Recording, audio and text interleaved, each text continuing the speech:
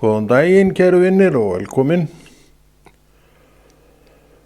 Við erum enn og eftir að hefja róður með Jesú Kristi í skutt og aðilinn sem þar hann stýrir bátnum.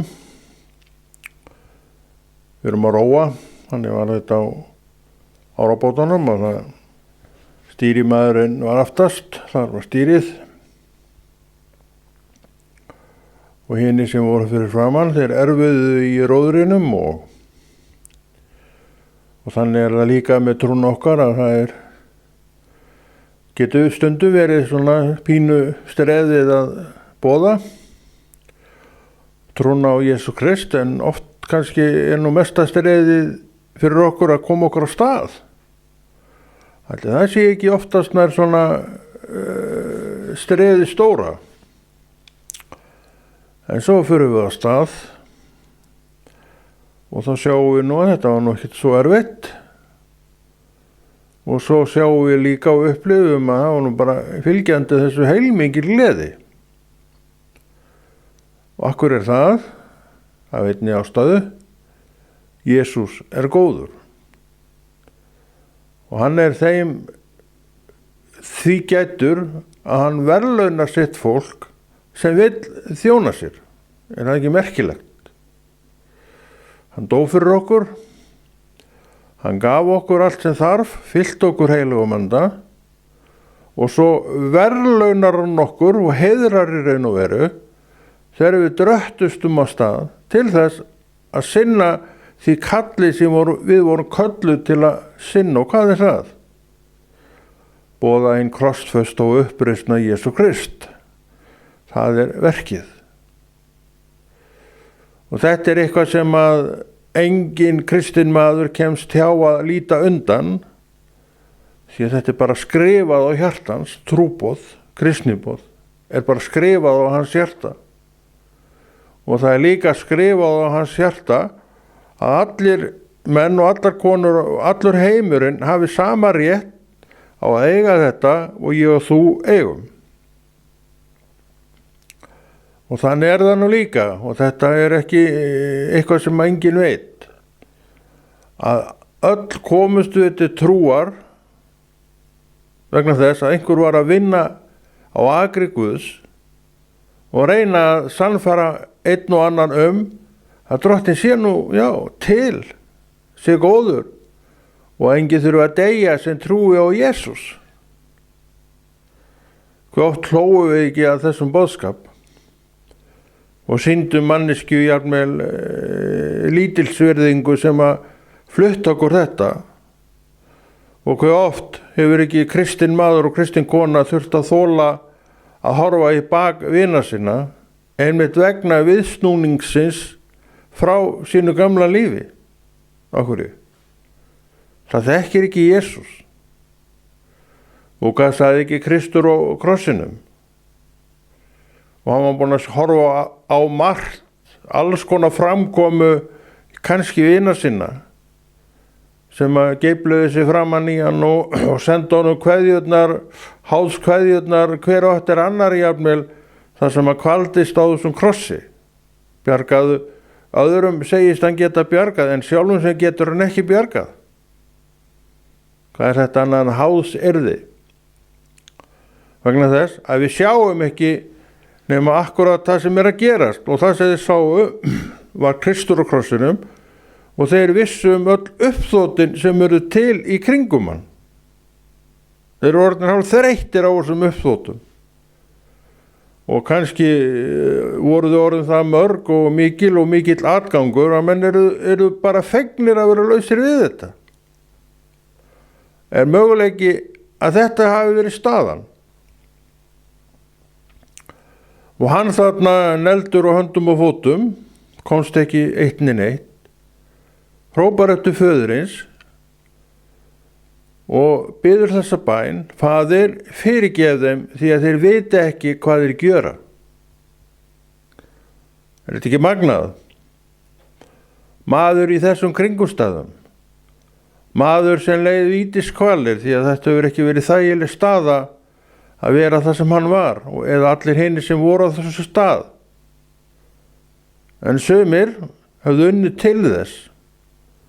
Þeir voru ofbeldismenn, þeir voru morðingjar, þeir voru þjófar.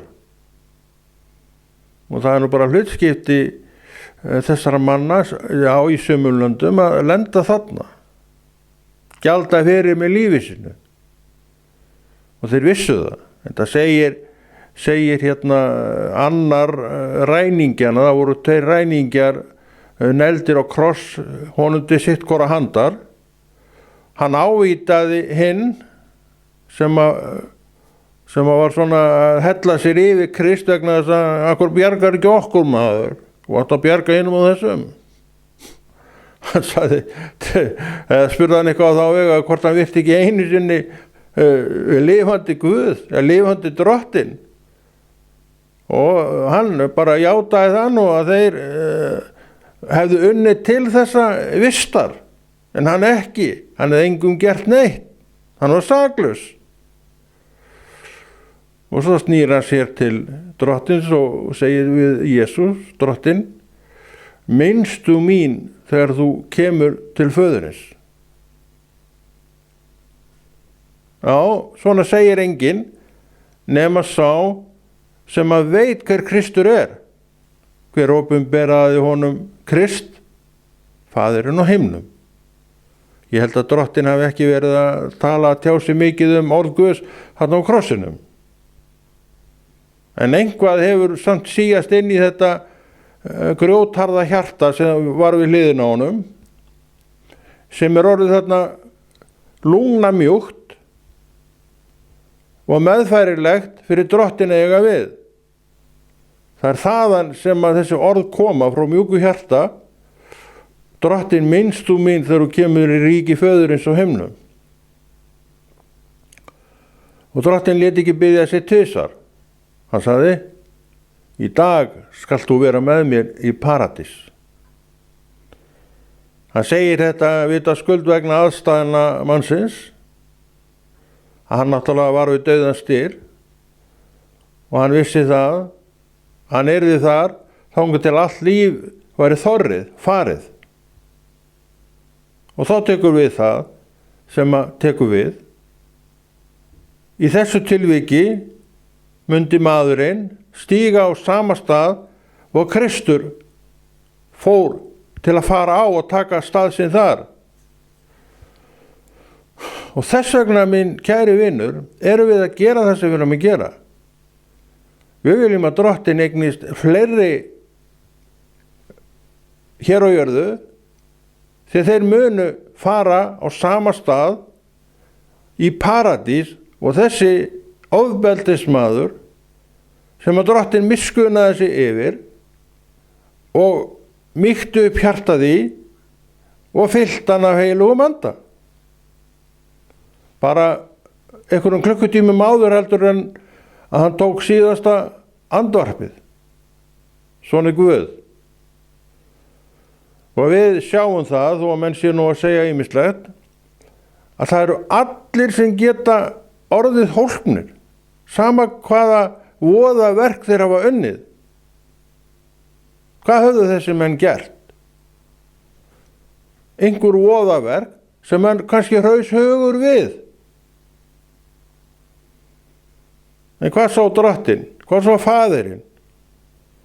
2 manneskjur með allt í sér sem allir menn hafa, sem voru við það að eyða sínu lífi. Það deyja allir, en svo tekur við það sem tekur við. Þetta gerir boðskapinn graf alvarlega. Já, maður er nú bara dauður þegar maður er dauður. Þú mátt segja hvað sem þú vilt og þú mátt trúa hverju sem þú vilt. En ég er að benda þér á orð sem er sannleikur og ég er að benda þér á orð sem að ræningin sagði við Krist því hann vissi að hann var upprisan. Veist þú það? Meinstu mín þegar þú kemur til föðurins. Og Kristur sneri höfði sínu að honum og sagði, í dag skaltu vera með mér í paradís. Hvað er þetta? Þú ert meira heldur en líkaminn, vandardráttur þinn í þessari veröld. Það er það sem verið er að segja. Og eins og við vorum að tala líka, er atriði sem gerir þetta líf okkar graf alvarlegt. En hver margir eru ekki að sóa þessu vegna þess að þeir eru að hlusta og læra út frá í raun og veru staðlausum stöfum. Hvað er það annað en staðlausir stafir með engan grunn undir sér sem segja að þegar maður deyr þá er maður bara dauður farinn. Bless, kem ekki aftur. Það er rétt að þú kemur ekki aftur, en þú verður áfram til. Það er það sem að Biblían segir. Og við erum að fá í raun og veru kennslu þetta víða í Biblíunni. Kannski er þetta einn magnaðasta kennslan sem við fáum.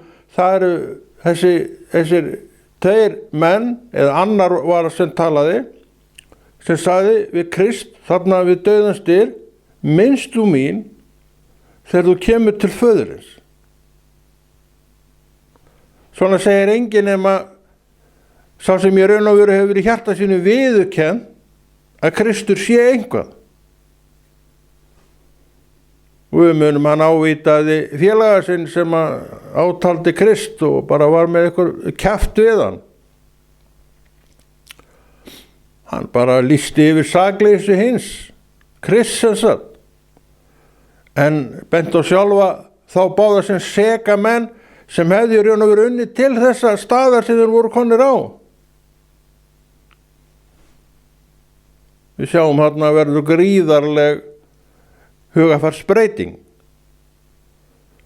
Og þarna sjáum við líka mann sem sættir sig við hlutskipti sitt, jafn ómögulegt og það er, en ég held að hann hafi orðið glaður. Þegar Kristus segir sín fallegu orð við hann, í dag skaltu vera með mér í paradís. Þá held ég að hann hafi orðið ósköp glaður. Bara eins og ég, þegar ég frelsaðist, þá vissi ég það að ég myndi ekki deyja. Og ég vissi líka að líka mér fær undir niður á 6 fet. En ég sá og skynjaði þá að ég var meira heldur en þetta. Og ég greip strax til þakklætisins þegar ég vissi hlutskipti mitt eftir frelsunina. Þetta er Drottinn að bjóða þér í dag. Og hann veit bara að þú takir við þessu núna á hvaða aldri sem þú ert. Og ég segi, eftir því sem þú ert yngri, því betra fyrir þig að eignast Krist, því að gangan er framundan og hún hefur alls konar í för með sér. Og þú gengur inn í þetta og þú gengur inn í hitt og þú veist í raun ekkert hvar þú endar. Við höfum myndað 2 ræningjum og hvar þeir enduðu. Þeir enduðu líf sitt eftir dómsorð dómara á krossi vegna verka sinna sem voru vond. Þannig að allir þessir menn, þeir völdu á einhverjum stað, eða báðir þessir menn völdu á einhverjum stað að fara til vinstri þegar allt kannski í þeim sagði haltu beint áfram. Og til vinstri voru þessar brautir sem lágu til alls þess óheiðarleika sem þeir síðan gleyptu í sig. Kannski voru þetta morðingjar. Kannski voru þeir þjófar. Kannski voru þeir ofbeldismenn. En hvað það? Það var ekki víst að menn hafi hneigst fyrir þeim af tómri virðingu þegar þeir gengu Kannski tóku menn til fótana þegar þeir sáu þá. En þessi maður, annar þeirra, söðlar vegna þess að hann fékk eitthvað frá himnum. Og Kristus sagði við hann, eftir beiðni frá honum sjálfum: í dag skaltu vera með mér í paradís. Hann hefur sagt þetta við marga. Og hann segir við mig: í fyllingum tímas, Konráð, kemur þú upp í paradísina sem ég er í núna. Jesús lifir. Þeir horfðu á eftir honum eftir upprisuna, og hann gekk með þeim, sást annars slagið í 40 daga. Svo horfðu þeir á eftir honum stíga upp til himins, og þar er hann enn. Og þar er samkvæmt þessi einstaklingur sem hafði farið svo með líf sitt að hann var dæmdur til dauða, og hann dóð þarna, en lifir með Drottni í dag. Það hefur gert frá því að þetta atvik átti sér stað þarna á krossinum. Þetta eru allt skilaboð til mín og þín hvað taki við. Í dag skaltu vera með mér í paradís. Hvað finnst þér svona orð? Hafa þessi orð einhver vægi hjá þér? Ég get engu svarað það, en ég veit að þessi orð hafa haft mikilvægi hjá þessum einstaklingi á sínum stað við dauðans dyr, og átti bara eftir að geispa golunni, sem gerðist kannski einhverjum klukkutíma síðar. Þannig var nú það. Þannig við sjáum að þessu að allir menn geta náð þessu marki að eignast lifandi Guð. Það er ekkert verk svo svakalegt að þegar þú hefur unnið það, þá bara er Drottinn með þetta fyrir augum. Bara, ég horfi ekki á þennan mann lengur. Háskaleg kennsla að bera þetta fram. Háskaleg kennsla. Drottinn segir á einu stað að sama hver synd mannsins er, þá verður hún fyrirgefin. En hann segir: en sá sem brýtur gegn heilugum anda, honum verður það ekki fyrirgefið. Hann er það eina sem að tekur fram. Þannig við sjáum að það eiga allir von. Alveg fram í andlátið eiga menn von. Og þetta er boðskapurinn sem við eigum að láta óm og hljóma, því að við vitum að þetta er það sem Drottinn segir. Og núna förum við aftur að krossinum og heyrum orð þessa manns sem var dæmdur með honum og negldur með honum á öðrum krossi reyndar við dauðans dyr, og hann snýr sér að Kristi: Drottinn, minnst þú mín þegar þú kemur til föðurins. Og Kristus snýri sér að honum: í dag skalt þú vera með mér í paradís. Og við veitum söguna, eða svona við getum alveg ímyndið okkur söguna þessara manna. Hún hefur ábyggilega verið slæm. Þetta eru menn sem kannski við myndum aldrei síðast á öllum mönnum bjóða til okkar í jólaboð, vegna þess hvað þeir aðhöfðust, hvað þeir voru að gera. En Kristus sá ekki þetta. Það sem hann sá og heyrði var manneskja sem var búið að umsnúa hjartanu í, sem var komið og sveif með Kristi. Kannski stóð hann gegn, þó að það þurfi ekkert að hafa verið. Kannski var hann einn af þeim sem stóð gegn. En þarna hefur allt snúist við, og hann er komin í lið í raun og veru með Jesú Kristi. Og þegar svoleiðis mun Kristur taka viðkomandi. Hann getur ekkert annað. Það er hans hlutverk að gera með þeim hætti. Og ég og þú, við erum í hans stað hérna á jörðinni, Nú hristir ykkur hausinn, menn er alltaf að hrista eitthvað hausinn, það er allt í lagi. En þetta er eitthvað sem að Drottinn sjálfur segir. Hann er hér. Hvernig getur hann það? Gegnum fyrir sinn heilaga anda. Það er engin trú án heilags anda. Í heilagum anda sérðu lifandi Guð og stöðu hans og hvar hann er. Og þú sérð meira, þú færð vitneskju meira, að aðrir þurfa að heyra. Og þú veist af reynslunni líklega að þér getur mætt alls konar á þessari vegferð. Kannski ertu hyggin manneskja og ég bið það auðvitað. Þú horfir á sögu Krists sjálfs. Jú, hann hafði meðbyr, en hann hafði alveg oft mikinn mótbyr. Sjálfur Drottinn drottna. Þeir sá hann ekki sem þennan Drottinn drottna. Við hins vegar gerum það. Og það er gjöf sem við þökkum fyrir. Þeir sáu bara hann Jesús, son Jósefs. Hvað er hann að gapa þarna? Þetta er það sem að Drottinn var að senda til okkur til frelsunar.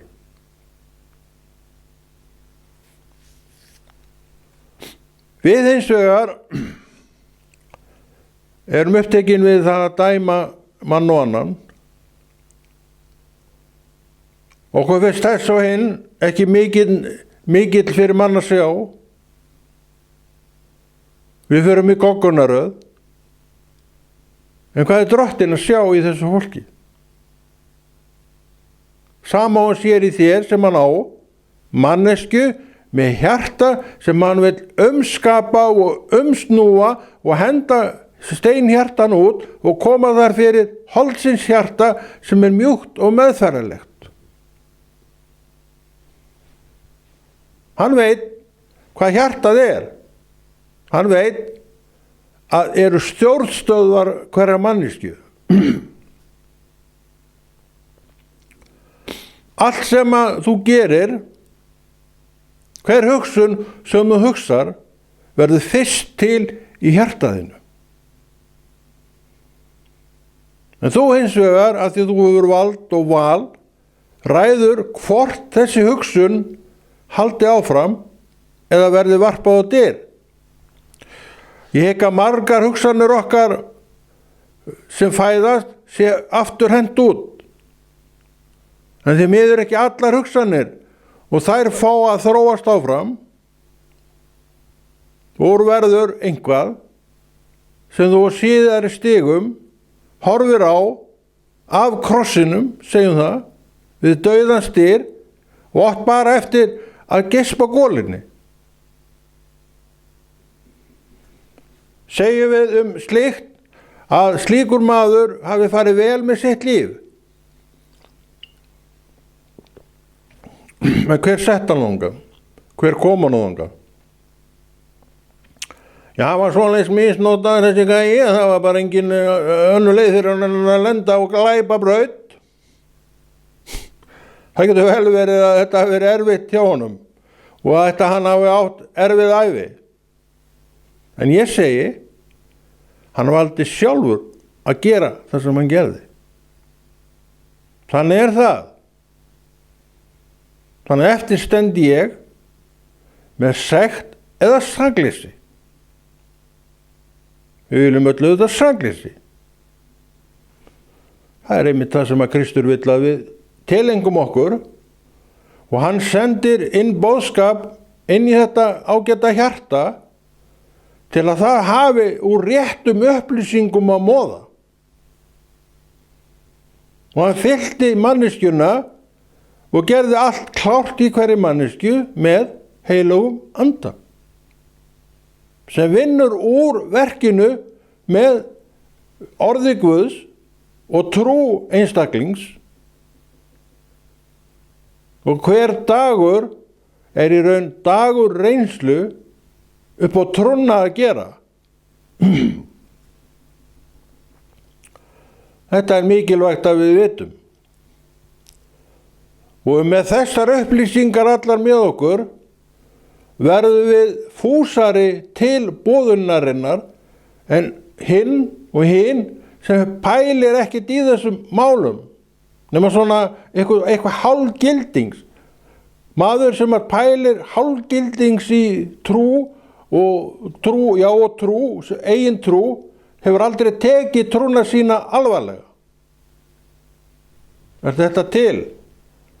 Því miður já, þá er þetta bara til. Getur þetta gerst? Því miður, þá getur þetta gerst og hefur gerst í allt og mörgum tilvikum. Þannig við þurfum að taka okkur taki. Og tökum við okkur þegar við förum að gefa gaum kennslunni. Við höfum allt í það. Við eigum orð Guðs. Við eigum skilningin gegnum okkar heilaga anda. Og hann kemur í bitum. En alltaf þegar þú hefur sest yfir bókina og byrjar að lesa hana, þá kemur hann. Hann kemur ekki hlaupandi. Þú þarft að hafa fyrir þessu. Það er tilgangur með orði Guðs að þú hafir fyrir þessu. Og þegar þú hefur fyrir þessu, þá skaltu vita að þú ert að gleðja hjarta drottins mjög mikið. Hann veit að þetta er best fyrir þig. Og hann setti þig á þann stað að þú ert með þetta allt í þér. En það eru engar skipunar í gangi hjá lifandi Guði, uppreisnum Jesú. Nei, hann bara setur þetta fyrir fram að þig, er með allt í þér sem þú þarf til þess að fara af stað og svo byrjar hann að hnippa í þig. Svo byrjar hann að leyfa að heyra Guðs orð. Svo jafnvel sendilega hann til þín mann og konu sem segir þér eitthvað sem að þú hefur kannski verið að brölta með. Hann sér þig og hann á marga menn og konur í þessari borg, segir hann sjálfur. Og þetta gildir ekkert einhvern einn stað í veröldinni. Þetta bara á við öll lönd heimsins, því hann í raun og veru á þetta allt, þó að ræningin stjórni heiminum og segist eigan, þá í raun á Kristur hann samt. Og hann ræður gangi mála. Er þetta bábilja? Ekki samkvæmt orði Guðs. Orð Guðs segir sjálft, meira er sá sem er í mér heldur sá sem er í heiminum. Þannig að við sjáum alveg hvernig hlutföllin eru. En ódámárinn, hann rændi heiminum og hann stjórnar heiminum og drottinn viðurkennir þetta. En hann segir, ég ræð samt. Og hann er að nota mig og þig og okkur til þess að sýna vald hans í mannheimum. Drottinn, minnst þú mín þegar þú kemur upp til föðins. Og drottinn svaraði honum, í dag skaltu vera með mér í paradís. Hver hleypir mönnum inn í paradís annar sonur Guðs, hinn uppreisni Jesús. Það er nefnilega á hann sem við trúum. Ekki hinn krossfesta Krist í raun og veru. Hann dó, hann var grafinn.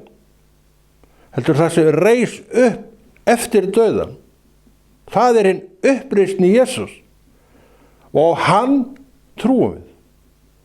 Og á hann var í raun og veru ræningin, dauðadæmdur ræningin, að tala því hann vissi hvert hann var að fara. Það er alveg ljóst að hann áttar sig á stöðunni. En ég hygg stand að hann hafi ekki verið fróðastur allra manna orð Guðs. Þannig að ég viti það neitt. En ég svona rekna með því allavega lifði hann ekki samkvæmt því sem orðið boðar. En hann er hjá Jesú í dag. Orðið segir það. En þessa vissu vill hann gefa þér. Þú getur átt þessa fullvissu með sjálfum þér og sjálfri. Ég á hana fyrir mig. Þannig að ég velkist ekkit inn einu vafa hver ég enda. Er það ekki bara notalegt?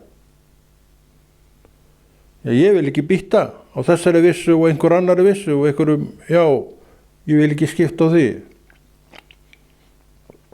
Og ég held þú viljir ekki skipta á því sem á annan borð hefur þekkinguna.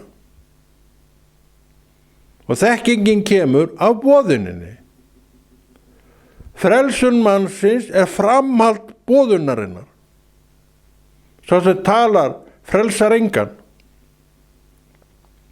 En hann talar í anda Jesú Krist og þá gerist einhvað.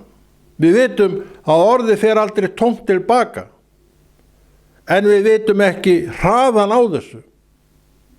Það getur tekið mörg ár fyrir viðkomandi að svona átta sig á því hvað hafði gerst. Þú ert búin að heyra oft kannski orð í þessum dúr sem þú ert að heyra hér.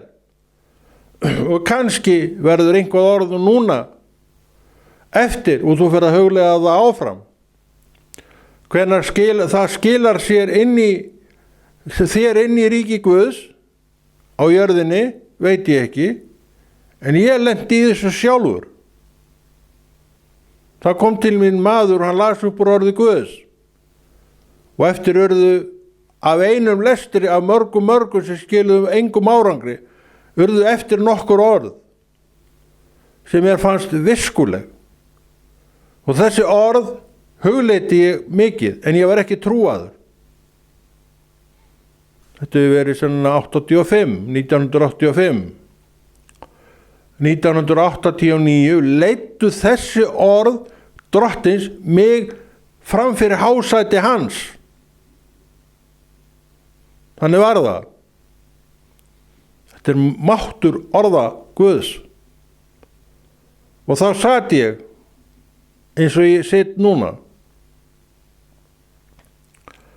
með lítið kver sem heitir Nýja testamenti. Ég opnaði hana og las og hér er ég að tala orð Guðs 32 árum seinna. Það tók mig 4 ár eða tók orðið 4 ár að vinna í hjartanu og akkurju til að gera þennan mann undirbúinn.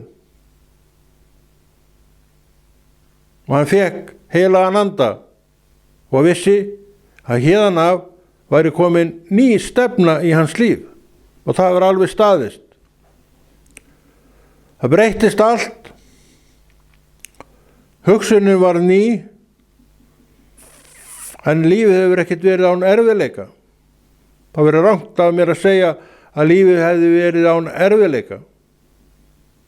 En sigrarnir eru fjölmargir vegna þess að ég tilheyri honum sem að ræningin horfði á og sagði við: Drottinn, minnst þú mín þegar þú kemur til föðurins.